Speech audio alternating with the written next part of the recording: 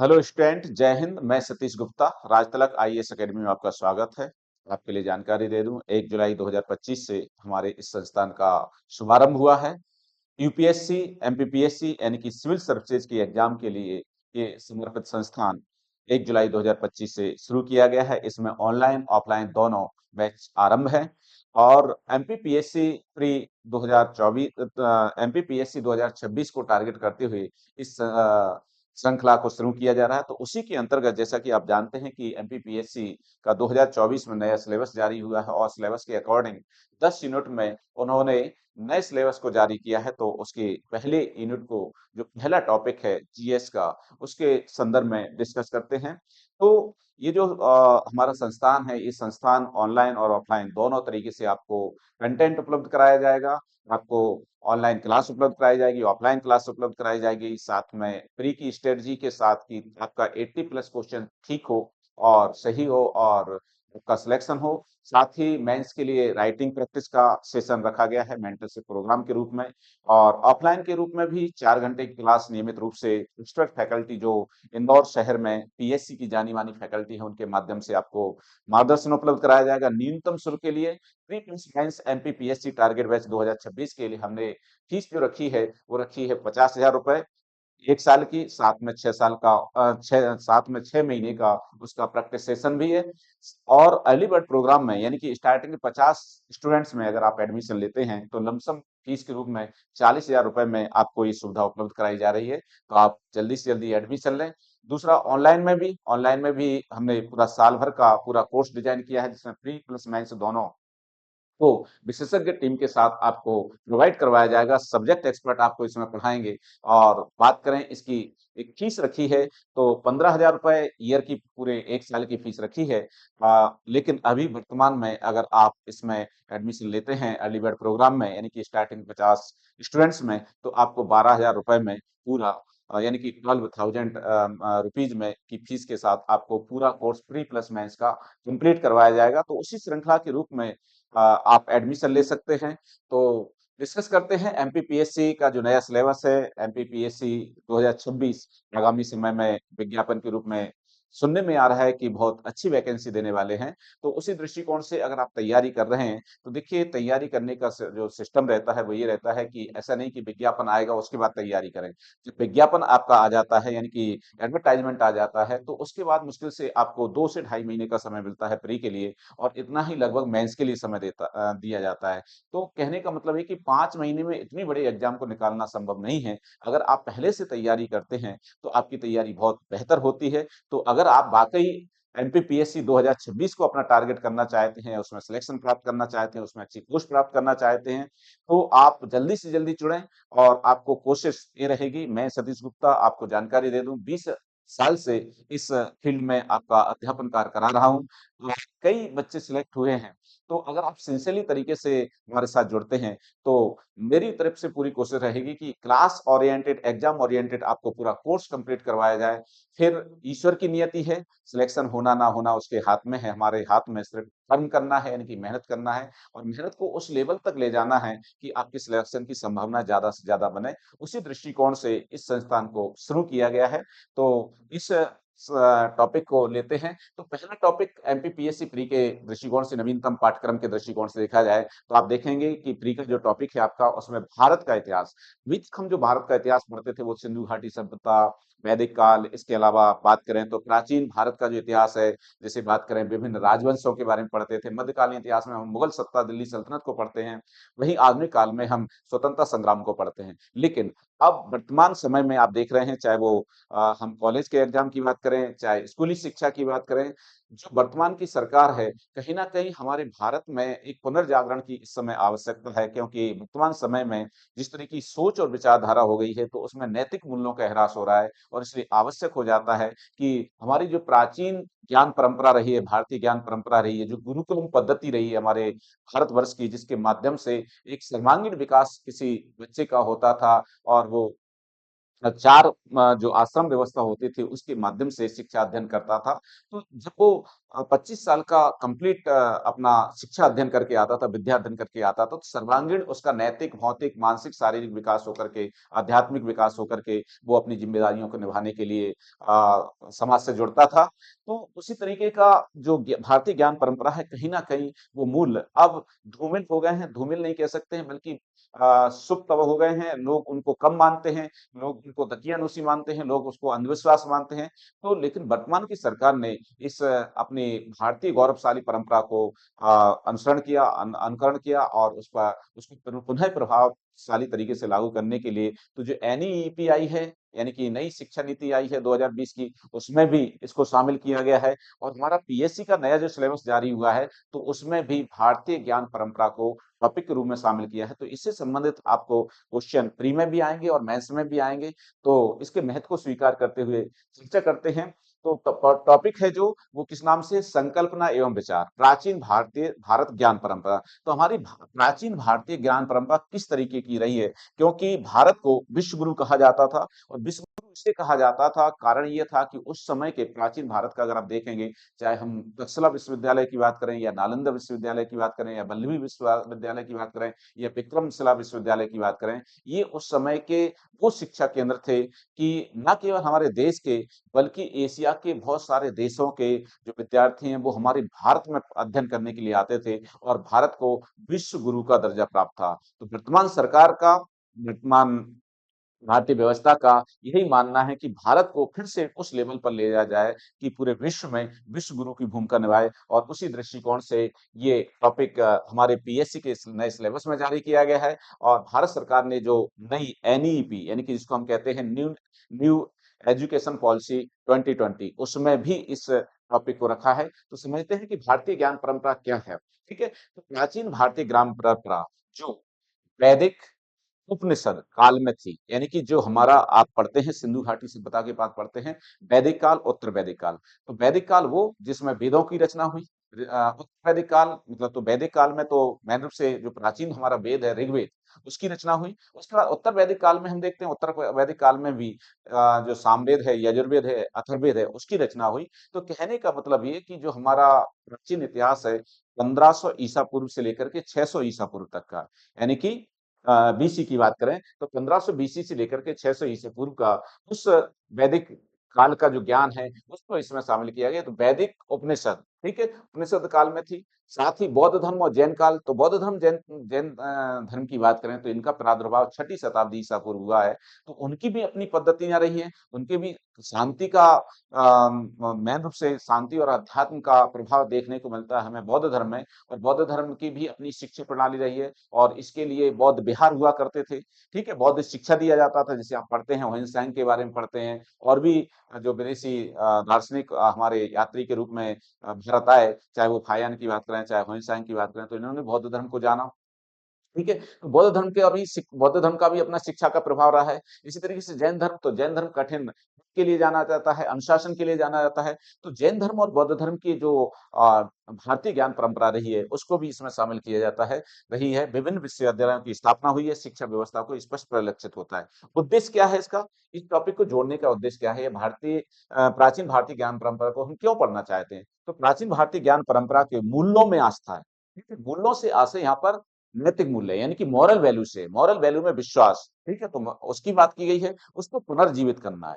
ठीक है, ऐसा नहीं कि पुनर्जीवित करना, पुनर्जीवित मतलब जैसे आपने देखा होगा एक शब्द होता है पुनर्जागरण जिसको हम कहते हैं रिवॉल्यूशन। रिवॉल्यूशन क्या होता है कि पहले जो चीजें हम मानते थे कहीं ना कहीं हम उसको पुनः दोबारा से माने, क्योंकि एक समय आया उसके बाद वो चीजों को हमने मानना कम कर दिया या बंद कर दिया। जैसे उदाहरण के तौर पर आपने देखा होगा कि कोरोना काल आया, वैश्विक महामारी आई कोरोना काल। ठीक है, कोरोना काल से पहले हमारी जीवन शैली क्या थी?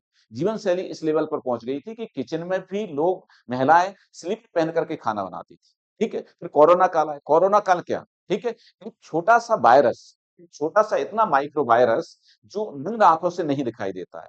ठीक है?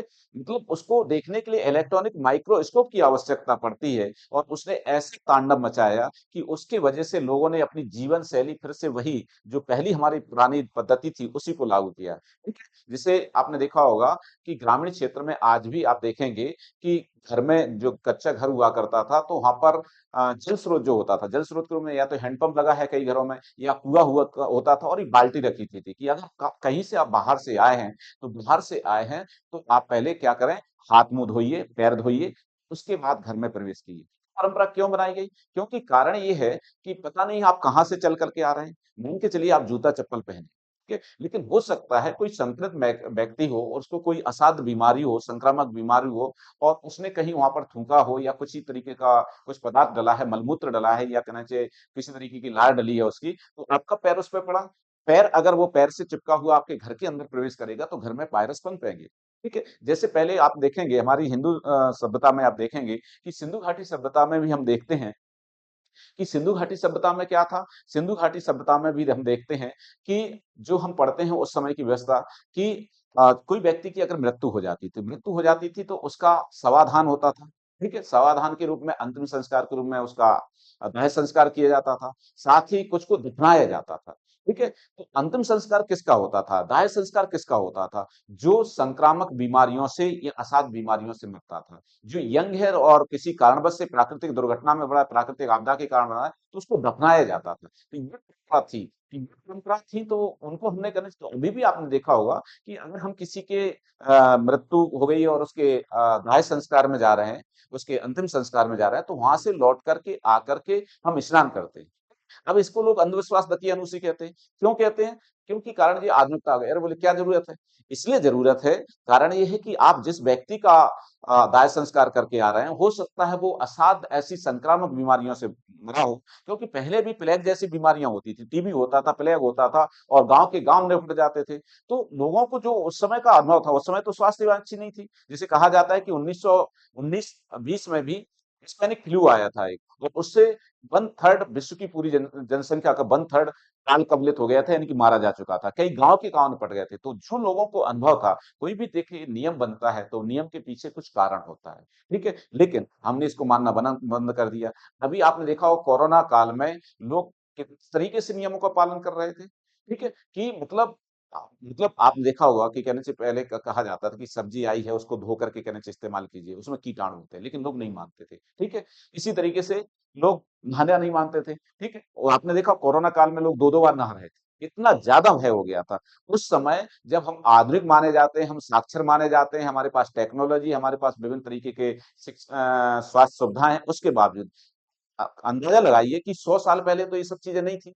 उसके बावजूद भी उस समय का जो लोगों ने अनुभव किया और एक बुरा अनुभव उस समय का रहा जब भी महामारी फैली, चाहे वो प्लेग की फैली हो, चाहे स्पेनिश फ्लू की फैली हो, तो इसी वजह से ये नियम बने, ठीक है? हमारी भारतीय परंपरा, विशिष्ट परंपरा है, क्योंकि हमारी भारतीय संस्कृति जो बनाई गई है, भारतीय ज्ञान परंपरा को जो इस्तेमाल किया जाता है, जो ऐसे नहीं बन गया।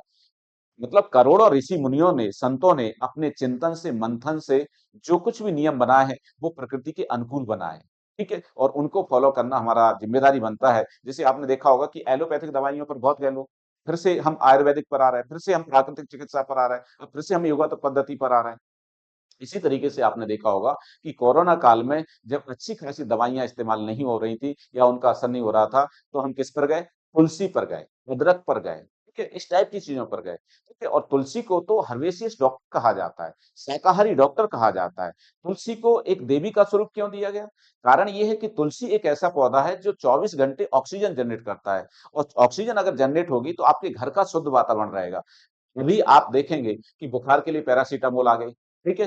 वहीं आप देखेंगे कि सिर दर्द होता है तो डिस्प्रिन आ गई, पहले तो ये नहीं होती थी। तो पहले अगर किसी को ताप है, किसी तरीके का बुखार है, सर्दी-जुकाम है, तो लोग तुलसी का, अदरक का काढ़ा बना कर के पिला देते थे और उससे व्यक्ति ठीक हो जाता था। यही हमारा आयुर्वेद है और आयुर्वेद आज का नहीं है, आयुर्वेद हमारा प्राचीन काल का है। तो वो प्राचीन काल की ये जो परंपराएँ रही, जो नियम रहे हैं, उनको हम फॉलो करें।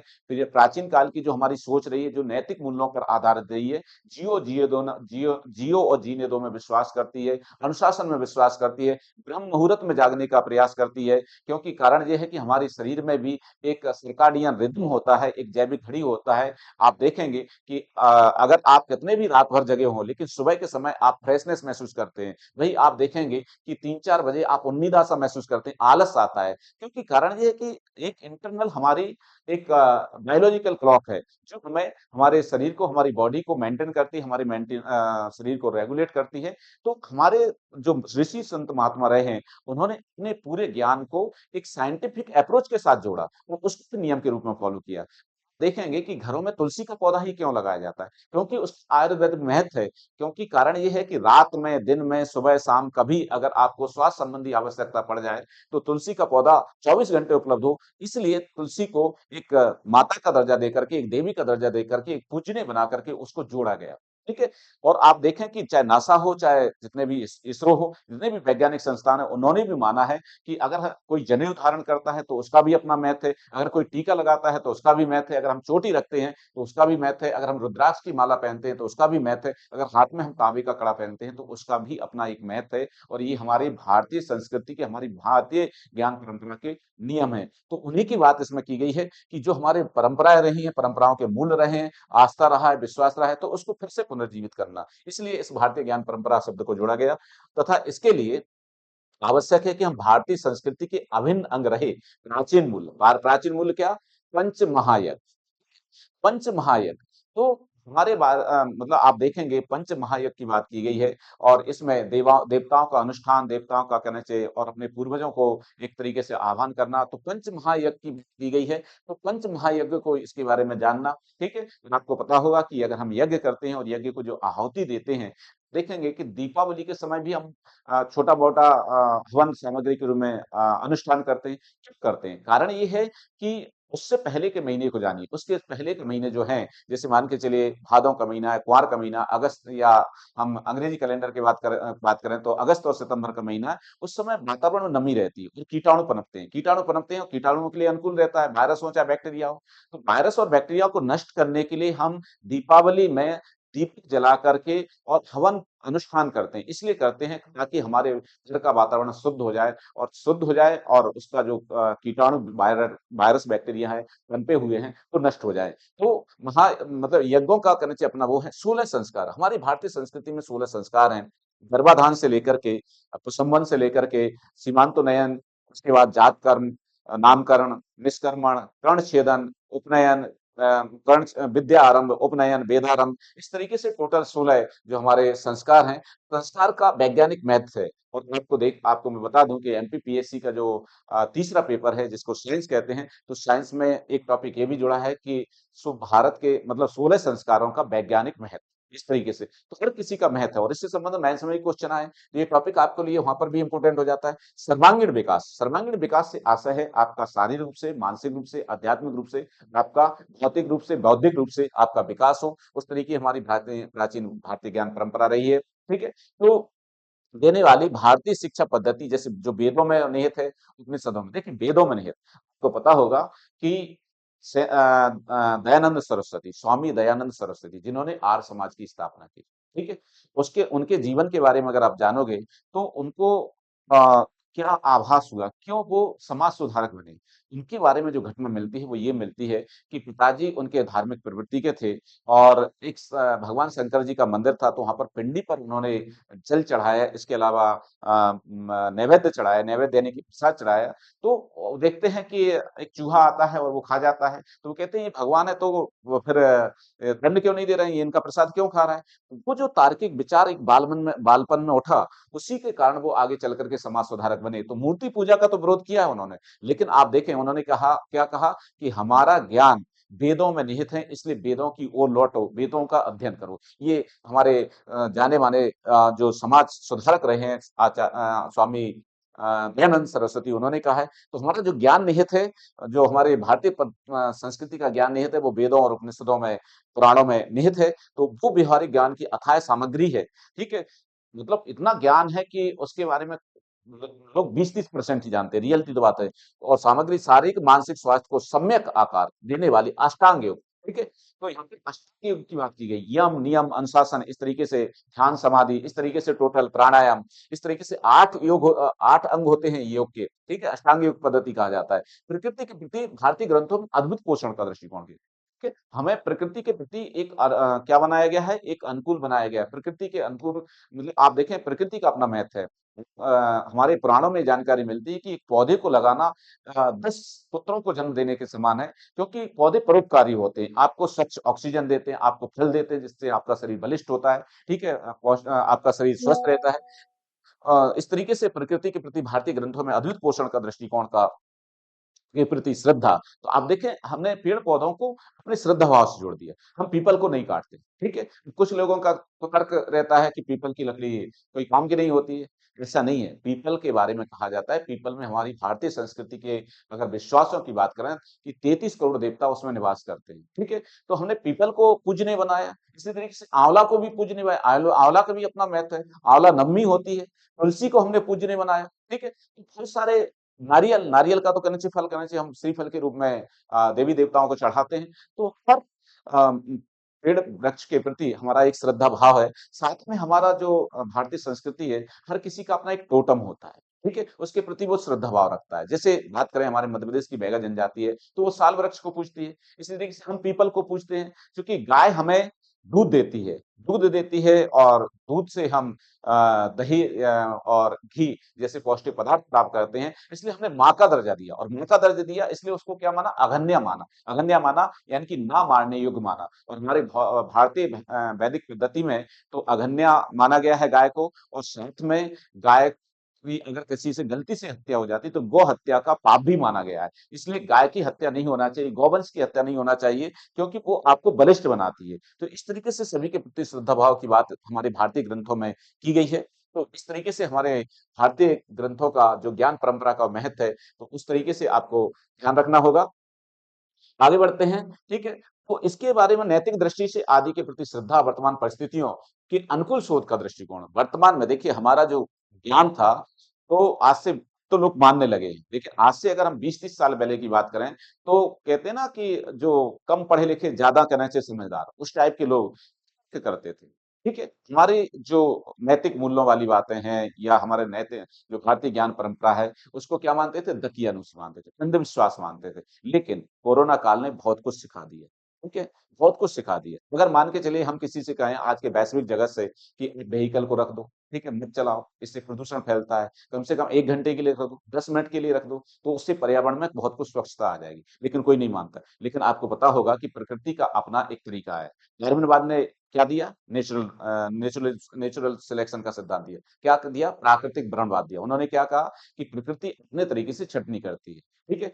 मतलब जो प्रकृति के अनुकूल चलेगा, वो आगे बढ़ेगा, और प्रकृति के जो प्रतिकूल चलेगा, वो नष्ट हो जाएगा, खत्म हो जाएगा, और इसी वजह से डायनासोर भी खत्म हुए, ठीक है? तो वही किया, जब प्रकृति को लगा कि मानव ऐसे नहीं मानेगा, तो एक छोटा-सा वायरस आया और उसने ना केवल आपके व्हीकलों को मतलब स्टॉप कर दिया, बल्कि आप घरों की चार दीवारी तक बंद हो गए। उस समय की बात करें जो लॉकडाउन रहा है, और उस समय लगभग 30, 40, 50 दिन में पूरा वातावरण स्वच्छ हो गया, और इतना स्वच्छ हो गया कि 10 साल तक प्रकृति अपने आप को सहेज करके रख सकती है, प्रकृति अपने आप में स्वच्छ बन चुकी है, ठीक है? तो उसी की बात यहाँ पर कही गई है कि अनुकूल शोध, तो वैज्ञानिक परिस्थितियों वर्तमान की परिस्थितियों में अनुकूल शोध का दृष्टिकोण विकसित किया है, ठीक है? नासा ने भी माना है, इसरो ने भी माना है कि जो हमारी भारतीय ज्ञान परंपरा है, उसका अपना कोई तोड़ नहीं है, और वो काफ़ी महत्वपूर्ण है। जो भारत की प्राचीन पद्धतियाँ रही हैं, आज भी नासा उनका शोध कर रहा है और उसको स्वीकार भी करता है उसके महत्व को। ठीक है? तो उसी की बात इसमें कही है कि दृष्टिकोण विस्तृत करना है, ताकि हम शारीरिक, मानसिक और नैतिक दृष्टिकोण से संबंधित होकर के पुनः विश्व गुरु के रूप में स्वयं को प्रतिस्थापित कर सकें। विश्व गुरु का दर्जा हमारे प्राचीन काल में था। लेकिन क्या हुआ कि जैसे छठी शताब्दी के बाद हम देखते हैं कि कुछ विदेशी आक्रांता आए और उन्होंने हमारे भारत में आकर के अपनी सत्ता को स्थापित किया। अब कोई अगर विदेशी आया है तो वो अपने साथ अपने आस्था, विश्वास, संस्कृति और धर्म संस्कृति लेकर के आता है। तो उन्होंने उस तरीके से हमारे ऊपर थोपा, चूँकि वो शासक थे और हम प्रजा के रूप में रहे, तो इसलिए कई बार मजबूरी भी हो गई। जैसे बात करें बहुत सारे जैसे भील जनजाति, तो उन्होंने उस समय जजिया कर से बचने के लिए एक धर्म को अपना लिया था। आज की डेट में कहने तो उसको तड़बी भील कहा जाता है। ठीक? तो कहने का मतलब ये कि जो हमारी पुरानी प्राचीन पद्धति थी, जो विगत वर्षों में हम लगभग कह सकते हैं कि लगभग 1500 सालों में वो हमसे विलग हो गई थी या हमने उसको छोड़ दिया था, तो पुनः उसको जागृत करना और जागृत करके पुनर्जागरण के रूप में पुनः बुद्ध गुरु के रूप में भारत को स्थापित करना। क्योंकि आप देखेंगे बौद्ध धर्म थे, जैन धर्म थे या बात करें उससे पहले की जो वैदिक उत्तर वैदिक पद्धति थी या सिंधु घाटी सभ्यता की बात करें, तो वो एक ऐसा समय था जब हम विश्व गुरु के रूप में जाने जाते थे और हमने शांति का पैगाम दिया है पूरे विश्व समुदाय को, एक शांति का पैगाम दिया है। और न केवल उस समय पैगाम दिया है, बल्कि आप देखेंगे कि स्वामी विवेकानंद का भी जो शिकागो सम्मेलन का सर्वधर्म सम्मेलन का जो वो था संबोधन था, उसमें भी उन्होंने यही कहा कि भारत का अध्यात्मवाद और जो पश्चिमी जगत का जो भौतिकवाद है, अगर इनको दोनों को समन्वित करके इस तरीके की विचारधारा विकसित करना चाहिए कि हम विश्व बंधुत्व की भावना को विकसित कर सकें। तो ये हमारे स्वामी विवेकानंद के विचार रहे हैं, उसी ज्ञान परंपरा को हमें आगे बढ़ाना है। ठीक है? तो प्राचीन भारतीय ज्ञान परंपरा की संकल्पना एवं विचार, तो प्राचीन भारतीय ज्ञान परंपरा अद्वितीय ज्ञान और प्रज्ञा का प्रतीक है। ठीक है? यहाँ पर जो शब्द लिखा है अद्वितीय ज्ञान और प्रज्ञा की प्रतीक है। ये विशिष्ट शब्द है। ठीक है? अद्वितीय ज्ञान से मतलब है जो भारत के पास ज्ञान है, भारतीय ज्ञान परंपरा है, जो भारत के पास ज्ञान है वो किसी और के पास नहीं है। दूसरा प्रज्ञा, प्रज्ञा का मतलब होता है, इसको इंग्लिश में शब्द इस्तेमाल होता है विजडम। विजडम का मतलब होता है, देखिए 3 चीजें होती हैं। एक होता है इन्फॉर्मेशन, इन्फॉर्मेशन यानी कि किसी बात के बारे में जानना, जानकारी प्राप्त करनी। दूसरा होता है मेमोरी, जिसके माध्यम से हम याददाश्त बढ़ाते हैं। जब इंफॉर्मेशन और मेमोरी दोनों का संयोजन होता है, तो हमारे अंदर प्रज्ञा विकसित होती है। प्रज्ञा यानी कि विजडम विकसित हो जाती है और विजडम जब विकसित हो जाती है, तो किसी के विचार आप प्रेषित नहीं करते, बल्कि अपने चिंतन मंथन से जो आपने नॉलेज गेन किया है, उसी के आधार पर आप अपने उसके बारे में विचार प्रस्तुत करते हैं, तो फिर वो प्रज्ञा कहलाती है। तो प्रज्ञा का प्रतीक है हमारा जो ज्ञान परंपरा है, जिसमें ज्ञान और विज्ञान, ठीक है? ज्ञान, विज्ञान और लौकिक और पारलौकिक, कर्म और धर्म, भोग और त्याग का अद्भुत समन्वय है। ठीक है? ज्ञान, देखिए 3 चीजें होती हैं। एक होता है अज्ञान, एक होता है ज्ञान और तीसरा होता है विज्ञान। ज्ञान क्या होता है? जिसके बारे में हम कुछ नहीं जानते। ज्ञान क्या होता है? जिसके बारे में जानते तो हैं, लेकिन प्रैक्टिकली रूप से उसको साबित नहीं कर सकते। ठीक है? जैसे भगवान होते हैं, ठीक है? तो हमने भगवान की कहानी सुनी, अब कुछ लोग कहते हैं काल्पनिक होते हैं, ठीक? तो कुतर्की तो ऐसे ही होते हैं। देखिए विज्ञान, विज्ञान क्या होता है? जिसके बारे में जानते भी हैं और उसका व्यवस्थित तरीके से, मतलब व्यवस्थित तरीके से ज्ञान का प्रदर्शन करना विज्ञान कहलाता है। जिसके मामले में तथ्य भी हैं, सबूत भी हैं, प्रमाण भी हैं, तो उसको विज्ञान कहा जाता है। ठीक है? लौकिक एवं परलौकिक, लौकिक यानी कि हमारा जो जगत है, भौतिक जगत है, उसको लौकिक, ठीक है?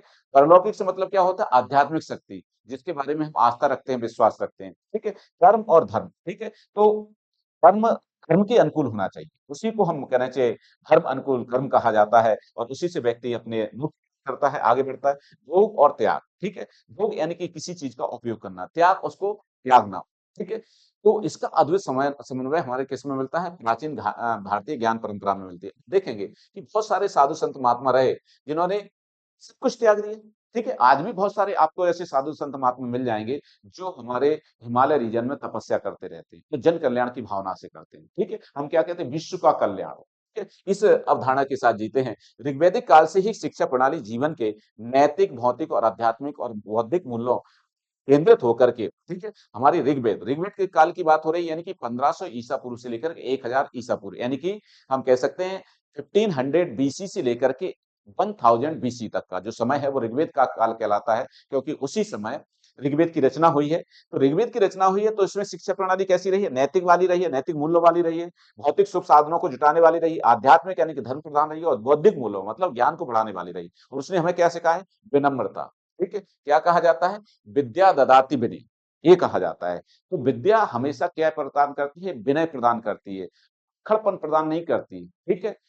तो विनय प्रदान होती है, विनय प्राप्त किससे होती है? विद्या से। ठीक है? सत्यता, तो सत्यता का मूल्य बताया गया और सत्यता का मूल्य आप देखेंगे हमें कहानी किस्सों में सुनने को मिलता है, पौराणिक कथाओं में मिलता है। सत्यवादी राजा हरिश्चंद्र जो राजा थे, आपने देखा हो सब कुछ दांव पर लग गया था उनका और एक चांडाल के यहाँ नौकरी करने लगे थे अपनी सत्यता के लिए। ठीक है? और वही सत्यता के आधार पर वो सत्यवादी राजा हरिश्चंद्र का नाटक ही देखकर ही महात्मा गांधी ने अपना जो जीवन का आधार है, जो अपना जीवन का नैतिक मूल्य बनाया, वो क्या बनाया? सत्य अहिंसा बनाया। तो इसका इस तरीके पर अनुशासन, अनुशासन देखिए, कोई भी काम करना है, कोई भी लक्ष्य प्राप्त करना है, तो अनुशासन जरूरी है। बिना अनुशासन के कहना चाहिए संभव नहीं है। ठीक है, तो अनुशासन यानी कि अपना खुद का एक तरीके से नियम फॉलो करने, अपने अपने लिए नियम फॉलो करना, अपने शारीरिक गतिविधियों के लिए, अपनी मानसिक और बौद्धिक गतिविधियों के लिए अपने आप को अनुशासन के रूप में मतलब कहना चाहिए एक नियम फॉलो करना। आत्मनिर्भरता, आत्मनिर्भरता यानी कि सेल्फ डिपेंड। ठीक है, तो हमारी पद्धति, ज्ञान पद्धति पर कहा जाता है, आपने देखा होगा रामचरितमानस में लिखा है, परहित सरिस धर्म नहीं भाई। ठीक है, पर पीड़ा सम नहीं अधमाई। ठीक है, तो क्या कहा गया है? गोस्वामी तुलसीदास जी श्री रामचरित मानस के क्या कहते हैं कि मतलब कहा जाए तो अगर आप किसी पर निर्भर हैं तो कभी आप सुख प्राप्त नहीं कर सकते, इसलिए आत्मनिर्भर बनिए। सभी के लिए सम्मान। ठीक है, तो सभी के लिए सम्मान, और यही कारण रहा कि हमारे देश में विदेशी आक्रांता आए, अपनी संस्कृति के लेके आए, तो हमारे देश में पर संस्कृति ग्रहण हुआ। ठीक है, मतलब आज आप देखें कि आज भी हमारी, और इसी के आधार पर हमारी अनेकता में एकता और भारतीय संस्कृति की विशेषता बनी। भारतीय संस्कृति की विशेषता कैसी बनी? आप देखें, आज बहुत सारे धर्म समुदाय के लोग रहते हैं। जाति, धर्म, समुदाय, भाषा, वेशभूषा, रहन-सहन, परंपराओं के आधार पर विविधता है। ठीक है, जो एक वो रहे हैं विंस्टन चर्चिल, जो ब्रिटेन के प्रधानमंत्री हैं, तो उन्होंने तो हमारे भारत को कहना चाहिए एक तरीके से कहा जाए अजायब घर तक कह डाला है। ठीक है, प्रजाति विविधताओं के आधार पर। ठीक है, तो हमारे भारत में विविधता है। विविधता इसलिए है क्योंकि हमारे अंदर सहिष्णुता है, हमारे अंदर सहनशीलता है। कोई आ जाता है, जैसे मान के चलिए कोई अंग्रेज आ गया है और वो अंग्रेजी में बात कर रहा है, तो भले ही हम उतनी अंग्रेजी नहीं बोल पाते, लेकिन फिर भी हाय बाय और गुड मॉर्निंग गुड नाइट तो बोल ही लेते हैं, हेलो हाय तो कर ही लेते हैं। ठीक है, वो भले ही हमसे राम राम बोले ना बोले, या नमस्कार करे नहीं करे, पाए लागी बोले ना बोले, लेकिन हम कहना चाहिए उसको उसी की भाषा में। ठीक है, कोई मोमडन्स होता है, वो कहता है अस्सलाम वालेकुम, तो हम भी कह देते हैं वालेकुम सलाम, हमें कोई दिक्कत नहीं। कोई हमें सिख धर्म का मिल जाता, तो हम कह देते हैं सत श्री अकाल। ठीक है, वाहे गुरु जी। ठीक है, हमें कोई दिक्कत नहीं। अगर कोई जैन धर्म का मिल जाता है तो जय जिनेंद्र कह देते हैं। ठीक है, तो हमें कोई दिक्कत नहीं है। कारण ये है कि हमारे संस्कारों में ही ये है, हमारे संस्कारों में ही इस तरीके से संस्कार दिए गए हैं। तो हमारे संस्कारों में मतलब सभी के लिए सम्मान की बात कही गई है। ठीक है, जैसे मूल्यों पर जोर दिया जाता है, देती है वेदों में विद्या को मनुष्यता की श्रेष्ठता। ठीक है, वेदों में क्या बताया है कि मनुष्य को अगर श्रेष्ठ बनना है तो उसको विद्या का अध्ययन करना चाहिए। ठीक है, ये बात कही गई, का आधार स्वीकार किया गया है। तो इस तरीके से हमारी शिक्षा प्रणाली रही। हमारी शिक्षा प्रणाली एक नैतिक, भौतिक और मानसिक, मानवीय मूल्यों को सृजित करने वाली रही है, उसको पल्वित करने वाली रही है। इस तरीके की शिक्षा प्रणाली रही है। ठीक है, शिक्षा प्रणाली ने सीखने और शारीरिक विकास दोनों पर ध्यान केंद्रित किया है।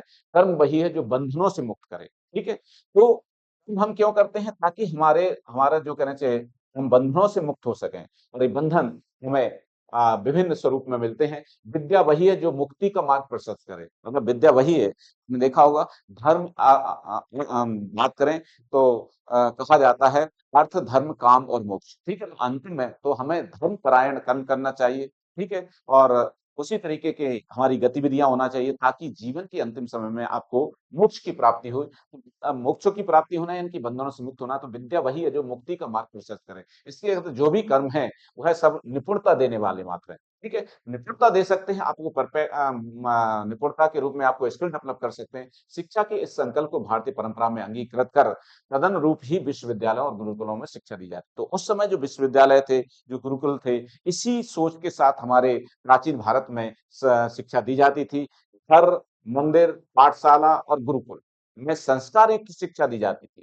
ठीक है, संस्कार युक्त शिक्षा दी जाती थी। मतलब आज हम देखते हैं कि जो नए-नए बच्चे रहते हैं, हेलो हाय में विश्वास करते हैं, वो पायलागी नहीं करते, वो प्रणाम नहीं करते। पहले यही था, आपने देखा होगा कि अगर श्री रामचरितमानस को पढ़ेंगे तो उसमें लिखा है, प्रातः काल उठे रघुनाथा, नाथ पित गुरु नावे माथा। ठीक है, तो भगवान श्री राम के बारे में कहा है कि जब वो प्रातः काल उठते थे तो सबसे पहले माता पिता और गुरु को क्या करते थे? नावे माथा, नावे माथा यानी कि मस्तिष्क रख करके साष्टांग प्रणाम करके उनका आशीर्वाद लेते थे। और जब हम बुजुर्गों का आशीर्वाद लेते हैं और बुजुर्गों के आशीर्वाद लेते हैं, तो वो आगे चल करके फलित होते हैं, और उससे आपका जीवन में कल्याण होता है। तो उस तरीके की शिक्षा दी जाती थी।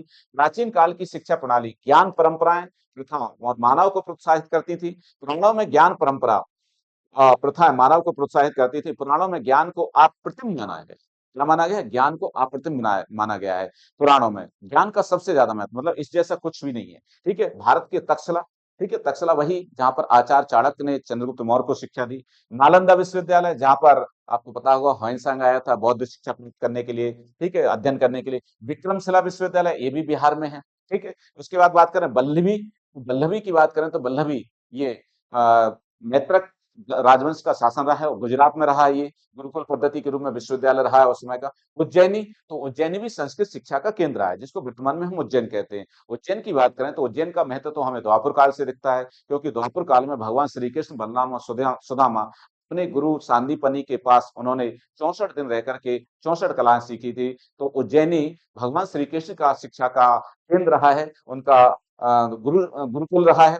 काशी, काशी बनारस आपको पता होगा कि काशी में जो विश्वविद्यालय है वो संस्कृत शिक्षा के लिए आज भी जाना जाता है। तो विश्व प्रसिद्ध शिक्षा और शोध के प्रमुख केंद्र हैं। यहाँ कई देशों के शिक्षार्थी ज्ञानार्जन करने, प्राप्त करने, मतलब ज्ञान को प्राप्त करने के लिए कई देशों के, मतलब ना केवल यहाँ पर बात करें इन विश्वविद्यालय में, इन गुरुकुलों में, न केवल भारत के बल्कि जावा, इंडोनेशिया, बर्मा, ठीक है, थाईलैंड, इस तरह मतलब जो चीन के भी कहने से लोग आते थे, ठीक है, तो वो शिक्षा प्राप्त करने आते थे। प्राचीन भारतीय सनातन ज्ञान परंपराएं अति समृद्ध थी, ठीक है। इनका उद्देश्य धर्म, अर्थ, काम और मोक्ष, ठीक है, को समाहित करती है, व्यक्ति के संपूर्ण व्यक्तित्व को विकसित करना था। मतलब जो व्यक्ति का एक जो टोटल एक कह सकते हैं कि व्यक्तित्व है, जिसको हम कहते हैं पर्सनालिटी, पर्सनालिटी डेवलप करने के लिए इस तरीके की शिक्षा पद्धति दी जाती थी। जब सारा विश्व अज्ञान रूपी अंधकार में भटकता था, ठीक है, उस समय प्राचीन काल में जब उनको ज्ञान था ही नहीं, कहना चाहिए यूरोपीय लोगों को ज्ञान नहीं था उस समय, ज्ञान हमने दिया, ज्ञान का आलोक अलग हमने जगाया,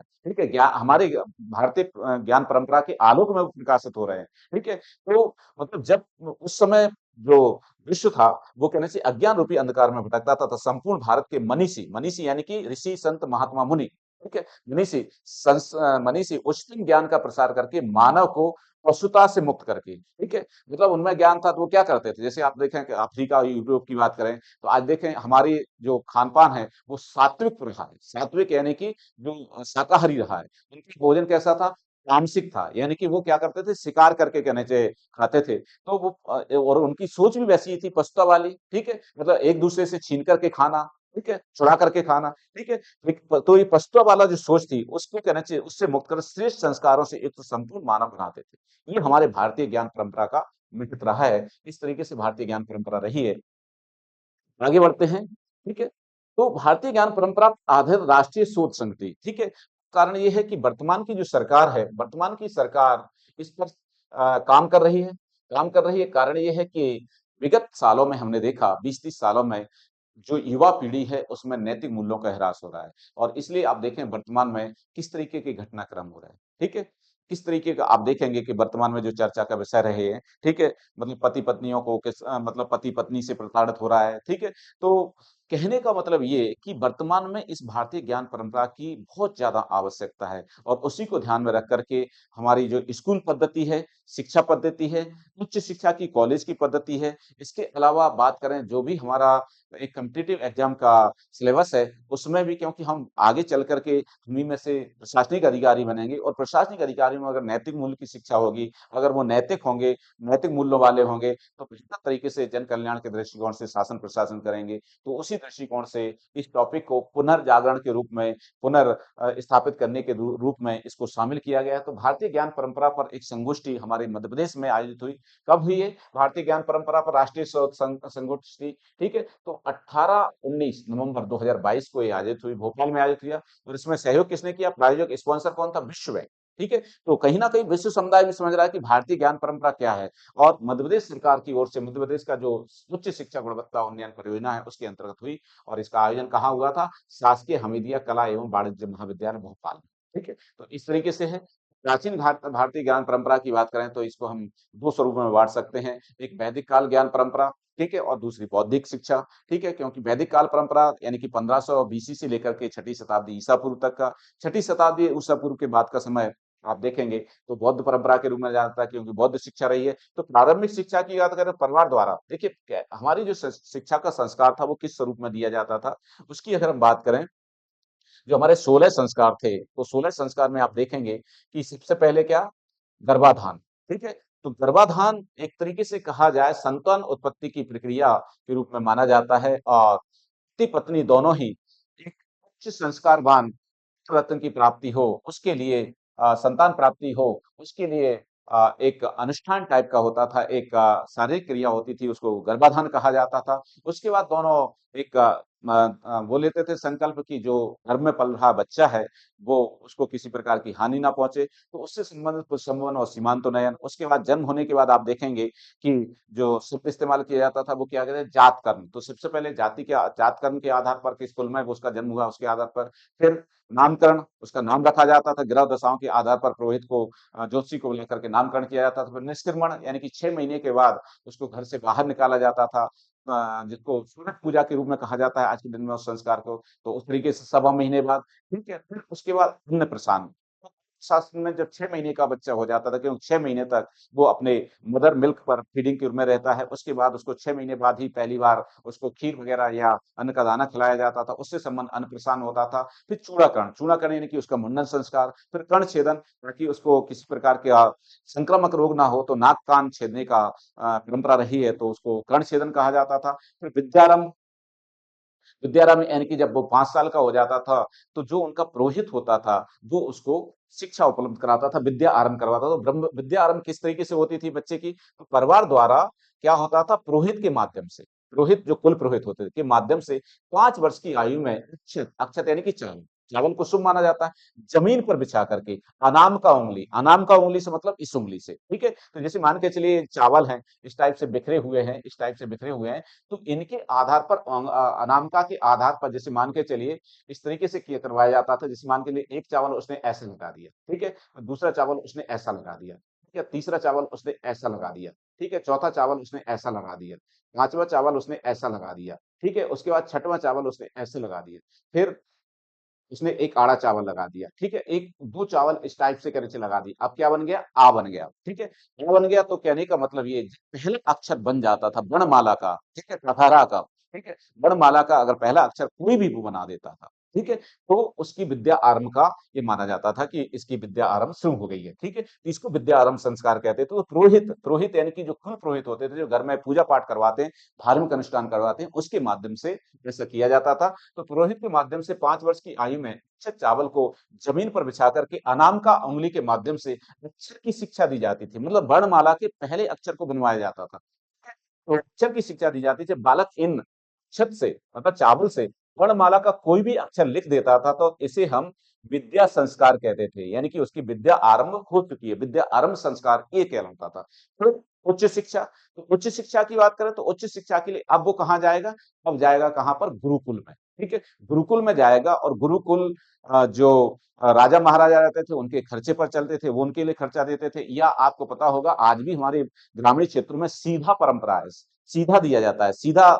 जैसे कोई भी गुरु महाराज हैं या मैं आपके अपने बारे में बता दूं, जब मैं कहना चाहिए मेरा पहली बार जब स्कूल में हम जाते थे, जैसे नाम लिखवाया जाता था, तो हमारे जो मास्टर जी थे तो वो सीधा मंगवाते थे कि ठीक है बच्चे का नाम लिखा जाएगा सीधा। और ये परंपरा मैंने देखी जब मैं बड़ा हो गया, तो वो क्योंकि वो जो सर पढ़ाते थे हमारे, तो मूलतः भिंड जिले के थे और वो गुरुकुल पद्धति जैसा ही पढ़ाते थे। तो बचपन में एक इस टाइप की गुरुकुल जैसी शिक्षा प्राप्त की है। तो मतलब जब मैं बड़ा हो गया, मतलब लगभग कहना चाहिए 8वीं 10वीं में पढ़ने लगा था, तब भी वो 10-15 साल तक हमारे गाँव में रहे और वो शिक्षा उपलब्ध कराते थे। तो वो किसी का जैसे नाम लिखते थे, तो उसका नाम लिखने के साथ कहना चाहिए उस परिवार से बोल देते कि आप सीधा भेज देना एक। तो सीधा का मतलब क्या होता था? एक चावल मतलब एक थाली में आटा, दाल, नमक, घी, मिर्च, मसाले और इस तरीके से पूरा सजा करके एक दिन के भोजन की सामग्री भेजी जाती थी, जिसको सीधा कहा जाता था। तो ये उनकी गुरु दक्षिणा होती थी एक तरीके से। तो इस तरीके का विद्या आरंभ रहा है। तो ये प्रारंभिक शिक्षा इस तरीके से दी जाती थी। जब बच्चा एक अक्षर बना लेता, तो ये पहली शिक्षा कौन देता था?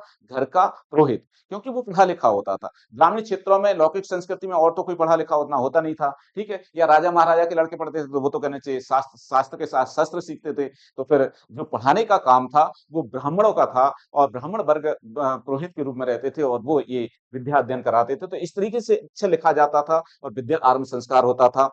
उच्च शिक्षा, उसके बाद उच्च शिक्षा प्राप्ति हेतु कहाँ जाता था? गुरुकुल में जाता था। गुरुकुल गांव से थोड़ा दूर होते थे या किसी शहर नगरीय क्षेत्र से थोड़ा दूर होते थे, और वहां पर जंगलों में कुटिया टाइप का उनका बना होता था, और वृक्ष के नीचे, जैसे वृक्ष है या पीपल का वृक्ष है, उसके नीचे कहने से ज्ञान देते थे। तो ऊंची ड्योढ़ी पर एक ईंट का चबूतरा टाइप का होता था, उस पर बैठ करके जो ऋषि संत महात्मा थे वो अपने शिष्यों को शिक्षा देते थे। आपको जानकारी बता दूं कि इंदौर जिले के अंतर्गत जो जानापाव की पहाड़ियां हैं, वहां पर ऋषि जमनाग्नि का आश्रम था, जो भगवान परशुराम के पिता थे, और वो भी उसी तरीके से गुरुकुल पद्धति के रूप में शिक्षा चलाते थे, जिनका संघर्ष भी रहा है। काटवी सहस्त्रराजन जो क्षत्रिय था, ठीक है। तो कहने का मतलब उच्च शिक्षा इस तरीके से, मतलब उच्च शिक्षा गुरुकुल में दी जाती थी, तो गुरुकुल आश्रम जाना होता था।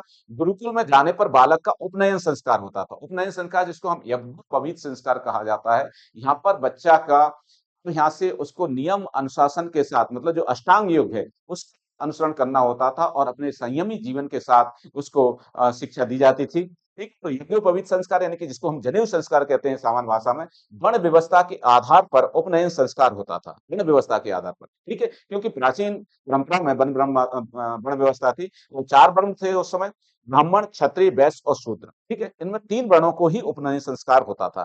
ठीक है, ब्राह्मण बालक के लिए 8 वर्ष की आयु निर्धारित की गई थी, क्षत्रिय बालक के लिए 10 वर्ष की आयु निर्धारित की गई थी, और वैश्य बालक के लिए, जो बालक गतिविधियों से जुड़े रहते हैं, 11 से 12 वर्ष की आयु निर्धारित की गई थी। किसके लिए? उपनयन संस्कार के लिए, कि 8 साल का बच्चा हो जाएगा तब ब्राह्मण समुदाय का, तब कहना चाहिए उसको उपनयन संस्कार यानी कि जनेऊ संस्कार करवाया जाएगा। और जनेऊ संस्कार भी अलग अलग थे। ठीक है, जैसे एक कच्चे सूत का जो धागा होता था सफेद, उसका, ठीक है, ऊन का, ठीक है, और लोहे की सिरकंडी टाइप का, उस टाइप से हुआ करता था। तो इस तरीके से ये ज्ञान परंपरा हमारी भारतीय ज्ञान परंपरा रही है। उसके बाद बात करें, ठीक है, तो आगे बढ़ते हैं।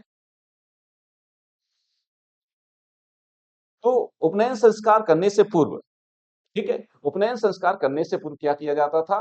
उपनयन संस्कार करने से पूर्व बालक से पुरोहित का नाम पूछा जाता था। मतलब हर वर्ण का, हर परिवार का अपना एक कुल पुरोहित होता था।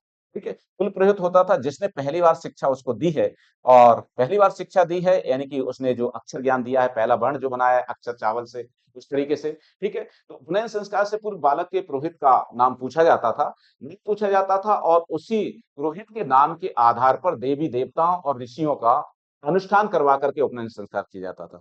जो पुरोहित है, तो उस पुरोहित के आराध्य कौन है और वो किस तरीके के देवी देवताओं को मानता है, उन्हीं का आह्वान करवा करके एक अनुष्ठान करवाया जाता है, जिसको कहा जाता था उपनयन संस्कार। उपनयन संस्कार के बाद बालक को गुरुकुल में उच्च शिक्षा प्रदान की जाती थी। ठीक है, उच्च शिक्षा दो तरीके की थी, पाठ्यक्रम दो थे: परा शिक्षा और अपरा शिक्षा। मतलब एक लौकिक जगत की शिक्षा और एक पारलौकिक यानी कि इहलौकिक की शिक्षा, आध्यात्मिक शिक्षा। उच्च शिक्षा के अंदर वेदों का ज्ञान दिया जाता था। ठीक है, जो हमारे चतुर्वेद है, यानी कि ऋग्वेद, अथर्ववेद, यजुर्वेद और सामवेद, उन सभी का ज्ञान दिया जाता था। ठीक है, ये चारों वेद, ऋग्वेद, सामवेद, यजुर्वेद और अथर्ववेद का ज्ञान दिया जाता था।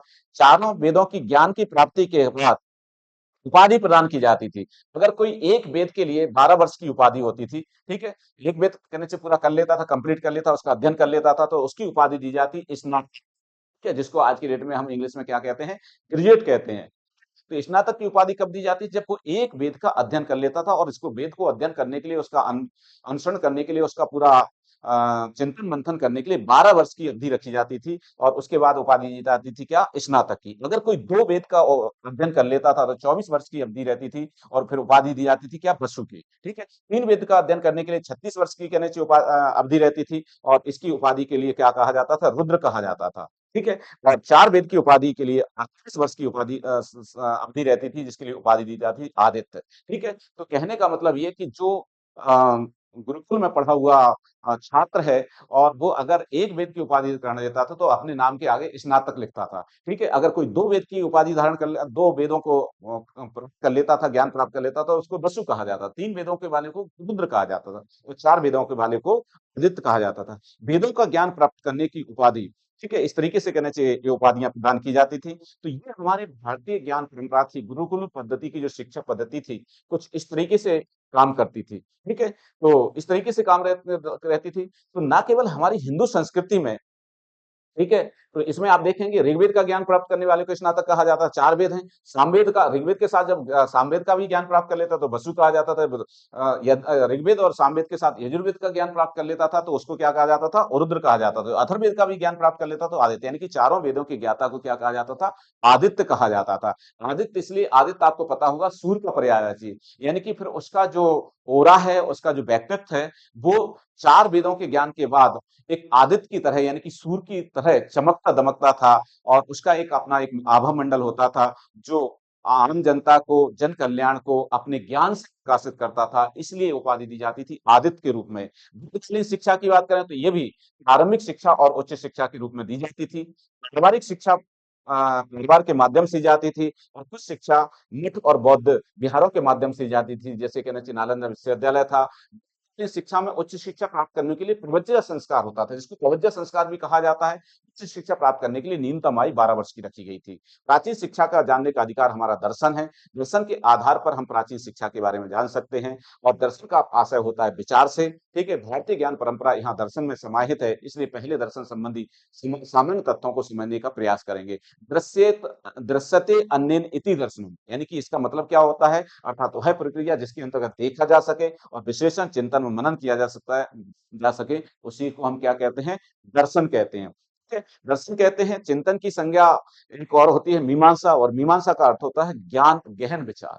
किसी चीज पर हम गहन विचार करते हैं, ठीक है, परीक्षण करते हैं, उस पर अनुसंधान करते हैं, तो इसके लिए हम शब्द इस्तेमाल करते हैं मीमांसा। दर्शन के कुछ पक्ष होते हैं। दर्शन के क्या क्या पक्ष हैं, तो तत्व मीमांसा, ज्ञान मीमांसा और आचार यानी कि मूल मीमांसा, तर्क मीमांसा, यानी कि तर्क के दर्शन के 4 पक्ष होते हैं। तो यहाँ से प्री में क्वेश्चन क्या पूछ सकता है कि दर्शन के कौन-कौन से पक्ष हैं या कौन-सा नहीं है? तो ये 4 में से एक कोई दूसरा दे देगा। इस टाइप के क्वेश्चन पूछे जा सकते हैं, या फिर आपसे पूछ सकते हैं ज्ञान मीमांसा से क्या मतलब है?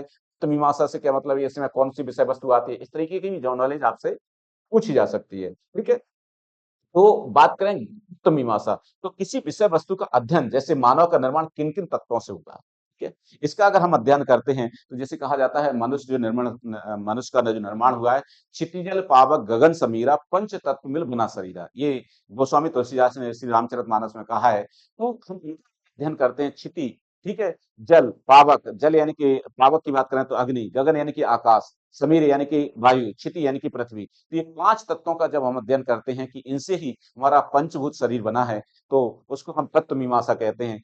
ज्ञान मीमांसा, तत्वों का ज्ञान प्राप्त करना, ठीक है? इन तत्वों का ज्ञान प्राप्त करना कि पृथ्वी क्या है, जल क्या है, अग्नि क्या है और इसकी क्या प्रकृति है, क्या इसकी विशेषता है, गगन यानी कि आकाश, वायु क्या है, उसका मिजाज क्या है। तो उस तत्वों के ज्ञान को प्राप्त करना क्या कहता है? कहलाता है ज्ञान मीमांसा कहलाता है। विचार मीमांसा, तत्वों को हमारे जीवन में उपयोगिता महत्व, इन तत्वों की हमारे जीवन में उपयोगिता क्या है, ठीक है? तो तत्वों की उपयोगिता क्या है? जैसे मान के चलिए पावक, ठीक है? क्षिति जल पावक गगन समीरा पंच तत्वमिल बना शरीरा। तो पावक क्या है? अग्नि है।